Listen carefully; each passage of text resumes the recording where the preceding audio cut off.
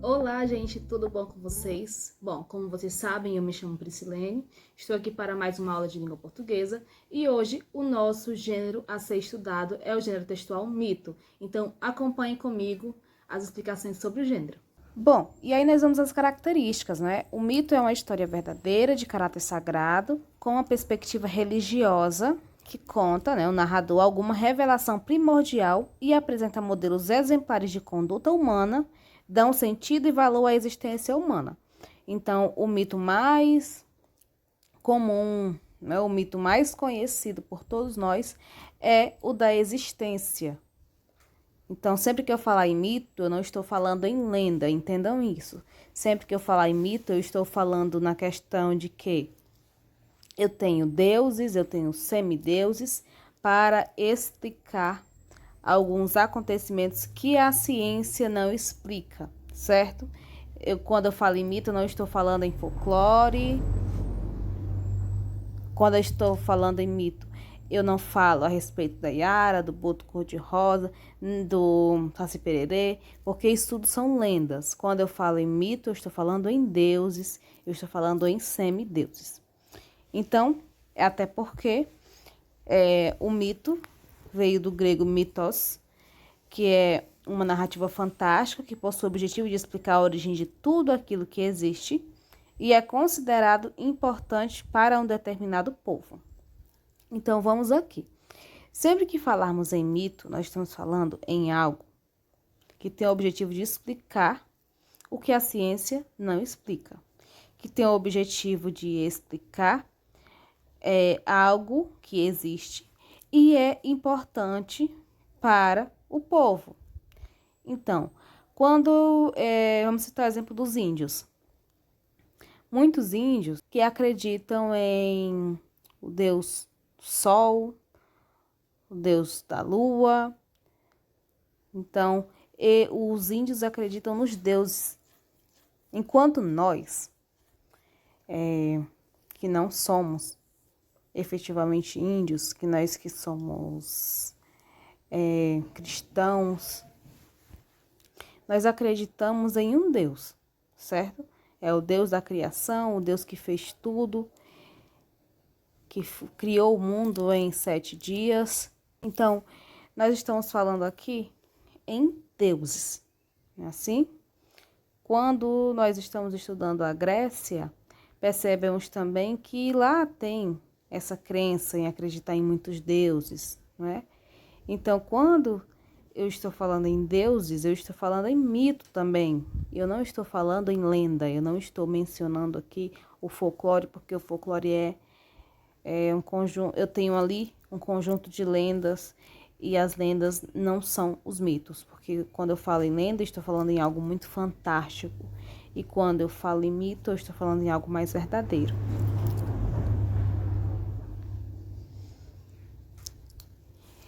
E para quem não sabe, o conjunto de todos os mitos é formado aí a chamada mitologia.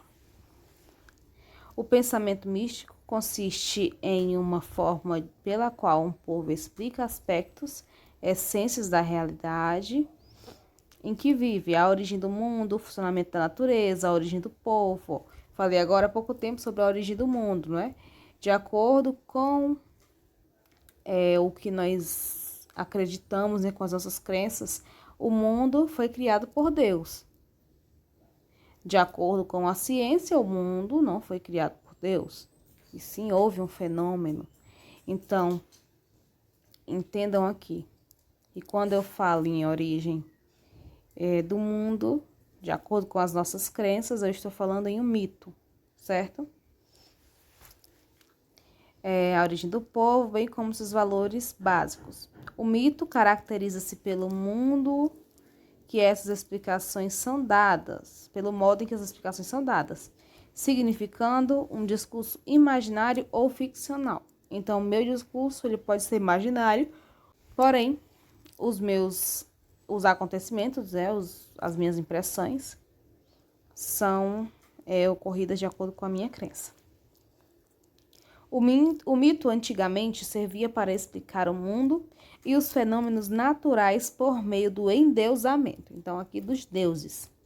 O homem precisava se sentir seguro perante ao desconhecido, então criava deuses e fazia oferendas, rezas, entre outras coisas, em troca de proteção e prosperidade.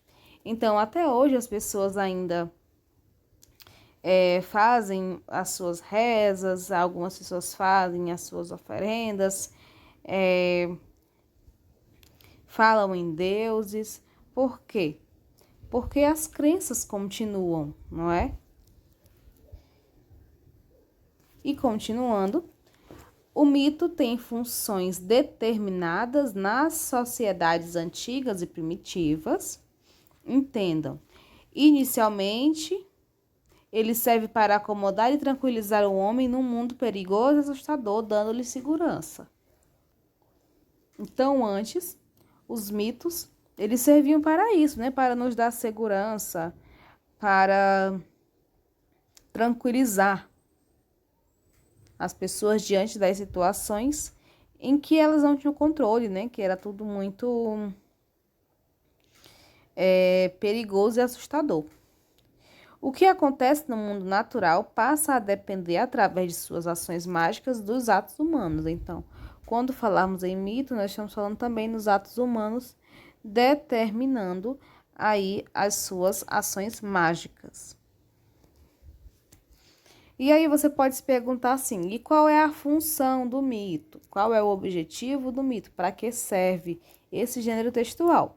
Então, a função social desse gênero é transmitir conhecimento e explicar fatos que a ciência ainda não havia explicado, ainda não explicou. Então, sempre que eu falar nesse gênero textual, eu estou falando em função, em objetivo de transmitir conhecimento e explicar algo, explicar fatos que a ciência ainda não explicou, né? É uma outra versão para explicar as coisas. Então, eu tenho duas versões para explicar a existência do mundo, né? Como se criou o mundo. Eu tenho a versão científica e eu tenho a versão mitológica. E aí, quem vai me dizer qual é a certa é a sua crença, né? É em quem você acredita.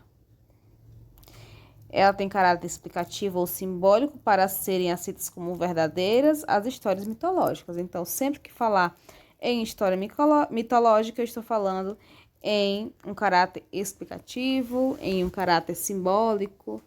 É uma forma simbólica de explicar alguma coisa a alguém. E essa alguma coisa é um fato que não usa comprovações científicas, tá bom? Bom, e eu espero que você tenha compreendido o nosso gênero textual de hoje, que é o mito diferente da lenda, certo? Lenda, eu estou falando de ficção. Mito, eu estou falando de uma outra versão para explicar fatos, certo? Eu estou falando em deuses, eu estou falando em explicações sobre determinados acontecimentos com visões não científicas, tá bom? Então, até a próxima. Um forte abraço.